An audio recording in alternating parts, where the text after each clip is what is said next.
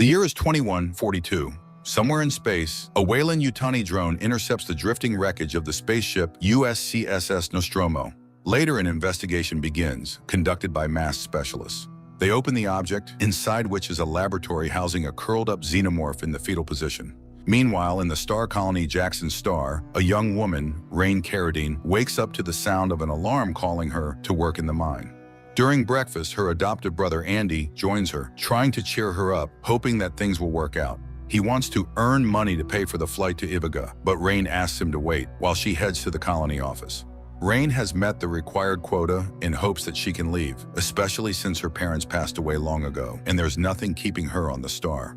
However, against the law, the office worker denies her resignation and informs her that the quota has been increased. Just then, Rain sees a gang of juvenile thugs beating up her brother. She rushes to defend him. It becomes clear that Andy is a synthetic human. Rain resets him and he regains consciousness. At this time, her ex-boyfriend Tyler calls, asking Rain to come and discuss a profitable deal. Although the girl fears some kind of scheme, she heads to the outskirts of the town where the space tug Corbelan is parked. Nearby, Tyler's cousin Bjorn and his girlfriend Navarro are working on the tug. Rain and Andy board the ship, where they are warmly greeted by Tyler's sister Kay. Rain is told that yesterday they accidentally discovered an abandoned spaceship orbiting the planet. They have long completed their required quotas, but the planet's administration won't let them leave. So the young people decided to take their tug to the derelict ship, hoping to find cryochambers that would allow them to escape to Ivica, a planet with better living conditions. They invited Rain because she has Andy, and only a synthetic can interact with the ship's computer systems. Tyler reminds her that if she refuses, she will rot in the colony for the rest of her life. Rain agrees. The group flies on the mining transport to the abandoned spaceship. For some reason, Bjorn constantly mocks Andy, which Rain dislikes, but the synthetic remains friendly and pays no attention to him.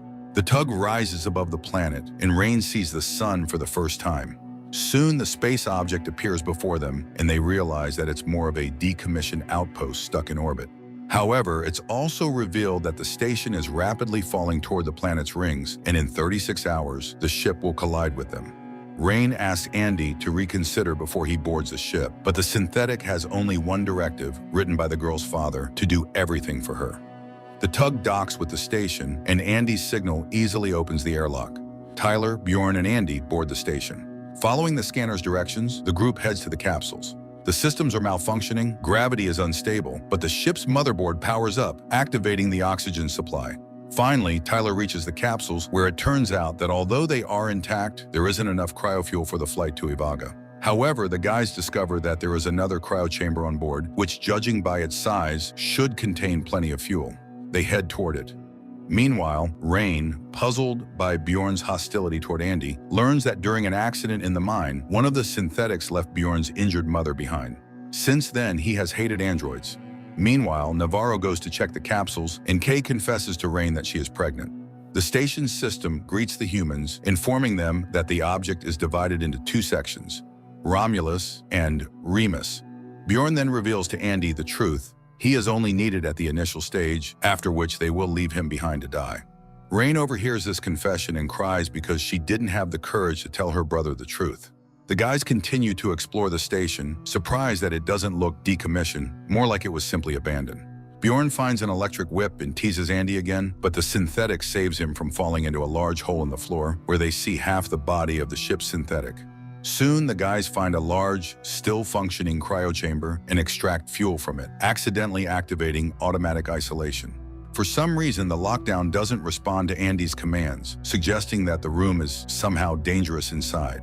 Rain and Navarro board the ship to save the men.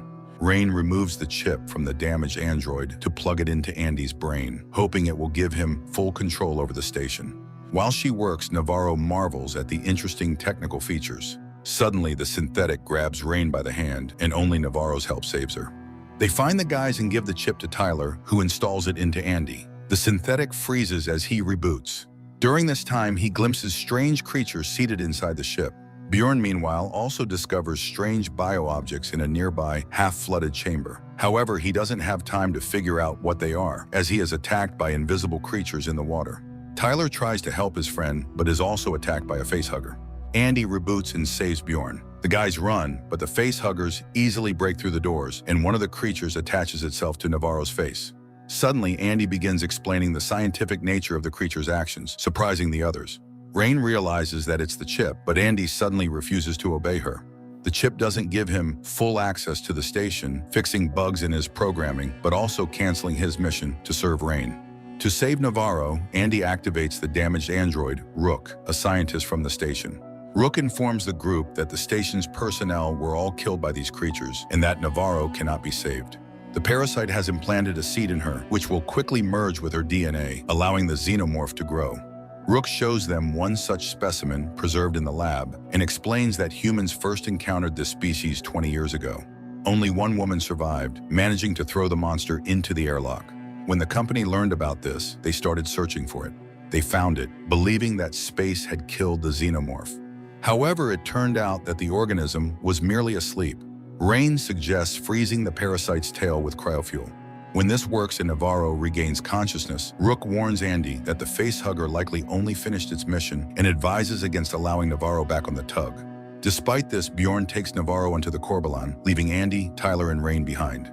They detach the tug, where Kay wakes up, confused about what's happening. But suddenly, Navarro starts feeling unwell. Kay tries to help, but a xenomorph bursts from Navarro's chest, killing her. The Corbalon crashes into the hangar of the Romulus, disturbing the station's orbit, setting it on an inevitable collision course with Jackson's planetary rings.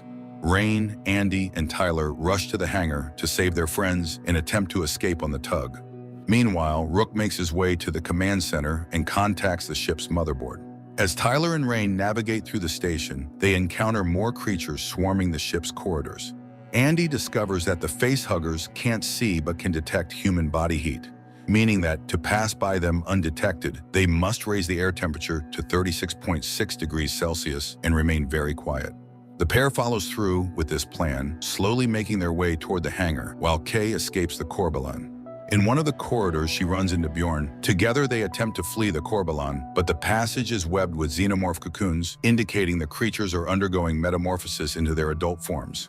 Bjorn tries to destroy one of them with an electric whip, and at first it seems to work. Kay tries to drag him away, but Bjorn becomes fascinated by the creature's blood, which effortlessly burns through metal barriers. Suddenly, the xenomorph sprays him with acid, and Bjorn dies, his body disintegrating from the corrosive blood. Kay reaches the door but can't open it. Tyler and Rain try to help her when they are attacked by facehuggers. They flee, and Andy seals the doors behind them, completely cutting Kay off from escape. Despite Tyler's pleas, Andy refuses to open the hangar door where Kay is trapped. The group watches helplessly as the xenomorph attacks Kay and drags her into the depths of the station. After the initial shock, Rain realizes that Andy now has a new directive: to act in the best interest of the company. She understands that they need to remove the chip. The synthetic orders everyone to leave, explaining that he will help them escape and then return to Jackson.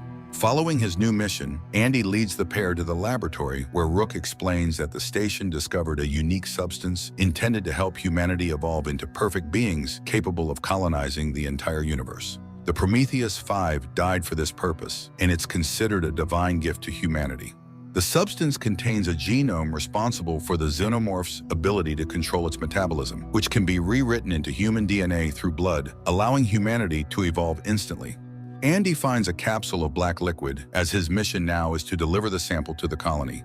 He arms the pair, hoping they won't need to use it, as the xenomorph's acidic blood can easily burn through the ship's hull. The group makes their way to the tug, discovering a massive incubator of creatures along the way. Suddenly, Tyler hears Kay's voice and rushes to help. Rain is forced to follow him. Soon they find Kay, still alive but cocooned by the xenomorph. They free her. Andy suggests injecting the black liquid into Kay, but Rain opposes the idea. She proposes putting Kay into a cryochamber so that Earth's doctors can save her. Just then, a xenomorph attacks them and drags Tyler away. Andy freezes, and Rain is left to drag Kay to the lift and seal the doors behind them. Rain catches Andy's farewell glance and realizes she can't leave him behind. She sends Kay to the ship, explaining how to handle the sample capsule, and goes back for Andy, removing the extra chip from his brain and restoring him to his original behavior. But then the creatures begin to activate. Rain asks Rook to open the doors, but he refuses to risk the station. Andy's access codes are also blocked. Meanwhile, Kay reaches the Corbalon, where she hears Rook's call to transfer control to him so he can bring her to the colony. She injects herself with the black liquid, believing it will heal her wounds and protect her unborn child. Rain temporarily disables the artificial gravity on the ship to shoot down the attacking xenomorphs. She and Andy make it to the lift toward the Corbelan, dodging the flying splatters of acidic blood. But when gravity is restored, Rain loses her weapon and falls into the elevator shaft, where a xenomorph intercepts her.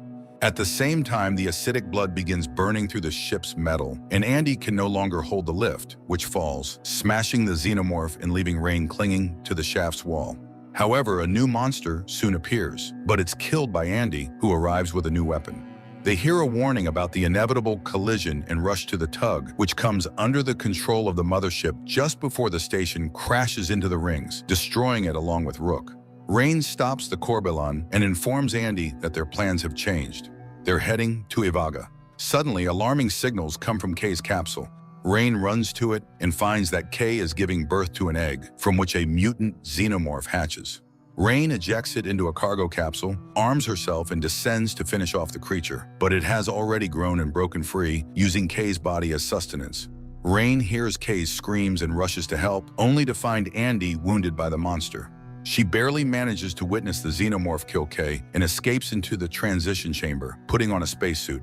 She lures the xenomorph into the cargo hold, and as the tug lands on the surface of the ring, she ejects it into space, holding onto a cable. However, the xenomorph grabs her, almost smashing her helmet's visor. Nevertheless, Rain manages to break free and climb back aboard the ship. Later, Rain places Andy in one of the stasis chambers, and before going into cryosleep herself, contemplates their prospects upon arriving at Ivaga. The film is a worthy representative of the franchise, though not groundbreaking. Perhaps the director understood that it's better to give fans what they want rather than venture into dubious experiments. The result is a careful adaptation with solid cinematography, practical and computer effects, and 2 hours of suspense.